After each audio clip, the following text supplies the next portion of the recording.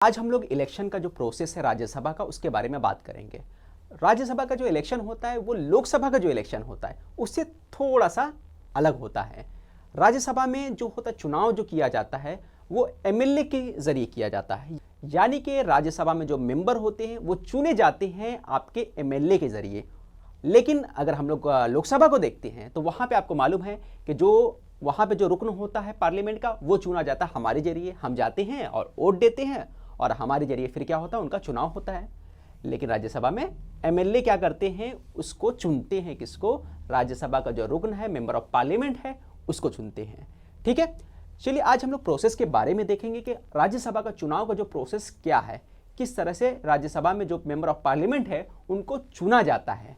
तो इस प्रोसेस के बारे में बात करते हैं हम लोग। जैसा आप लोगों को मालूम है कि आर्टिकल 80 जो है इंडिया का, आर्टिकल 80 के तहत 250 सीट्स होते हैं राज्यसभा के लिए। ठीक है, राज्यसभा उम्मीदवार के लिए 250 सीट होते हैं, जिसमें से 12 जो मेंबर है वो प्रेसिडेंट चूज करता है। ठीक है, जब बनाया गया था कॉन्स्टिट्यूशन उसके हिसाब से टोटल कितने सीट थे? 250 सीट थे।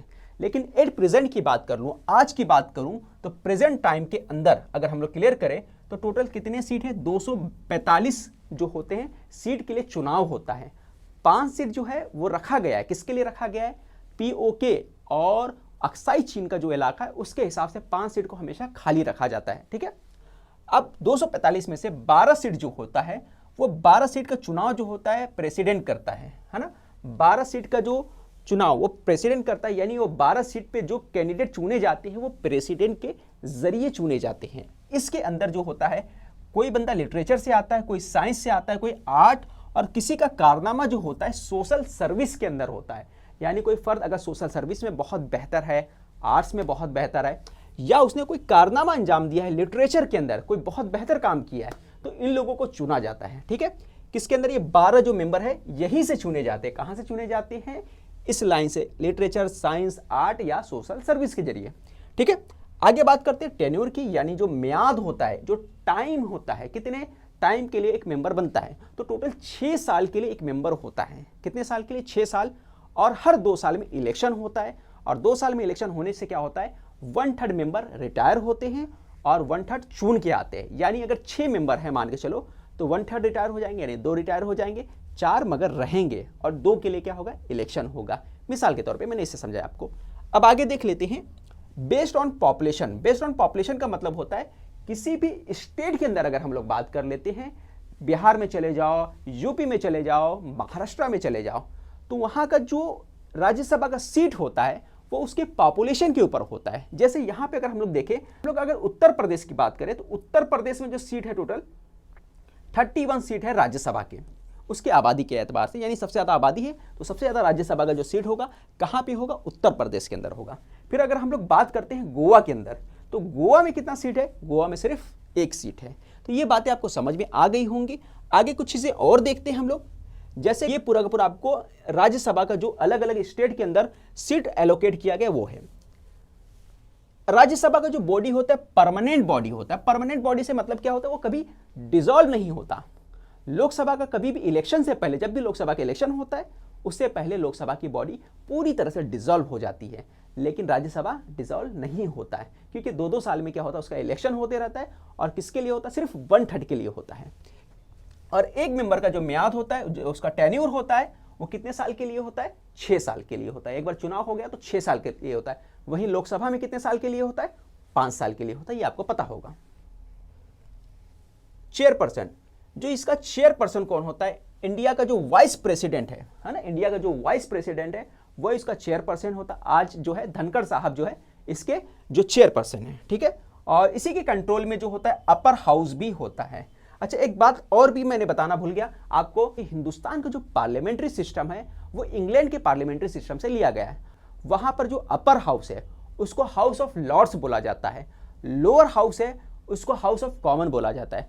वही चीज अगर हिंदुस्तान में अगर हम लोग बात करें, अपर हाउस को राज्यसभा बोला जाता है, जो लोअर हाउस है उसको लोकसभा बोला जाता है। क्लियर हो गया आप लोगों को?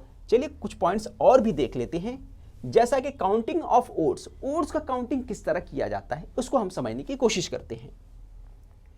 अब जो भी कैंडिडेट वहां पे इलेक्शन लड़ने वाला है, ठीक है, तो वहां पर जो होता है वोट्स जो सिक्योर करता है ना, स्पेसिफिक नंबर जो वोट्स वो सिक्योर करता है, उसको क्या बोला जाता है, कोटा बोला जाता है। यानी एक कैंडिडेट को जो एक टारगेट वोट जो सिक्योर करना होता है या गेट करना होता है, उसको क्या बोला जाता है, कोटा बोला जाता है। ठीक है। Calculation of the quota depends on the number of vacancy to be filled. और कैलकुलेशन जो है कोटा का वो किसके ऊपर डिपेंड करता है, जितना भी वैकेंसी निकली है, यानी जितने भी कैंडिडेट के लिए इलेक्शन होने वाला है उसके ऊपर इसका डिपेंड होता है। अब आगे देखते हैं, देखो उसका एक फॉर्मूला दिया गया है। अगर सिर्फ और सिर्फ एक उम्मीदवार के लिए इलेक्शन होने वाला है, एक सीट के लिए इलेक्शन होने वाला है, तो उसका फॉर्मूला क्या होगा, total number of valid votes को डिवाइड कर दिया जाएगा नंबर ऑफ सीट्स +1 से, फिर आखिर में उसमें +1 कर दो, तो ये जो होंगे टोटल जो इसके कोटा बन जाएंगे। और अगर एक से ज्यादा सीट है, यानी कि 2 हो सकता है, 3 हो सकता है, 4 हो सकता है, 5 हो सकता है, तो ऐसे वक्त में फॉर्मूला थोड़ा सा चेंज हो जाएगा।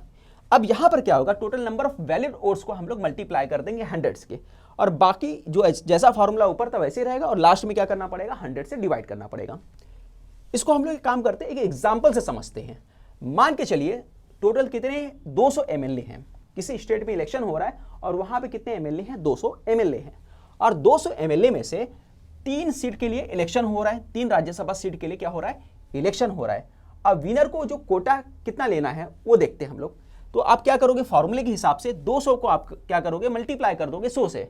200 क्या है, टोटल नंबर ऑफ एमएलए है, उसको मल्टीप्लाई करोगे 100 से, फिर उसको डिवाइड करोगे किससे, 3 में +1 करोगे। और यहाँ पे 3 क्या है, यहाँ पे जो 3 है आपका जो वैकेंसी जितने के लिए इलेक्शन हो रहा है वो है। तो नंबर ऑफ सीट्स 3 है, 3 से +1 करोगे और डिवाइड करोगे, फिर +1 करोगे, टोटल कितना बनेगा, 5001 बनेगा। और 5001 को लास्ट में किससे करना, 100 से डिवाइड कर देना है, तो आपका कितना बनेगा, 50.1 बनेगा। कितना बनेगा, 50.1, जो अप्रोक्सीमेटली हम लोग लेके चलेंगे 50, यानी कोटा कितना बनेगा, 50 बनेगा। यानी एक कैंडिडेट को कम से कम 50 वोट गेट करना पड़ेगा, तभी वो विनर माना जाएगा। अब इस तरह से एक सिंपल बैलेट पेपर हम लोग ले लेते हैं। इस बैलेट पेपर पे इस तरह से नाम दे देता है, रमेश कुमार, मोहम्मद इकबाल, जो भी है। अब कैंडिडेट को अपना प्रेफरेंस देना है। पहला प्रेफरेंस मान लो एक कैंडिडेट मोहम्मद इकबाल को दे देता है, नंबर 2 पे रमेश कुमार दे देता है, नंबर 3 पे नरसिंह यादव को दे देता है। अब अगर मोहम्मद इकबाल का जो वोट सबसे ज्यादा आ गया तो ये विन हो गए, और अगर मोहम्मद इकबाल का वोट सबसे कम आ गया, प्रेफरेंस में नंबर 1 जो सबसे कम आ गया, तो वो रेस से बाहर हो जाएंगे और इनका जो वोट होगा वो ट्रांसफर हो जाएगा, बाकी जो कैंडिडेट है उनके साथ पूरा का पूरा वोट ट्रांसफर हो जाएगा। क्लियर हो गया। तो ये एक प्रोसेस था जिसके जरिए होता है। अब आगे अगर हम लोग कुछ चीजें और समझ लेते हैं कि यहां पे जो सिस्टम है वोट का, सिंगल ट्रांसफरेबल वोट सिस्टम बोला जाता है। यानी ये जो भी प्रोसेस किया जाता है इसको बोला जाता है सिंगल ट्रांसफरेबल वोट, क्योंकि इसमें क्या होता है, जो भी कैंडिडेट को वोट कम मिलता है वो दूसरे को ट्रांसफर कर दिया जाएगा, इसलिए इस सिस्टम को क्या बोलते हैं, सिंगल ट्रांसफरेबल वोट सिस्टम बोला जाता है। तो मैं जल्द ही और भी वीडियो लाने वाला हूं जिसके अंदर मैं आपको यह बताने की कोशिश करूंगा कि राज्यसभा के अलावा लोकसभा का इलेक्शन का प्रोसेस क्या होता है या इलेक्शन के प्रोसेस क्या होते हैं। इसी तरह की वीडियो देखने के लिए हमारे चैनल को सब्सक्राइब करना ना भूलें।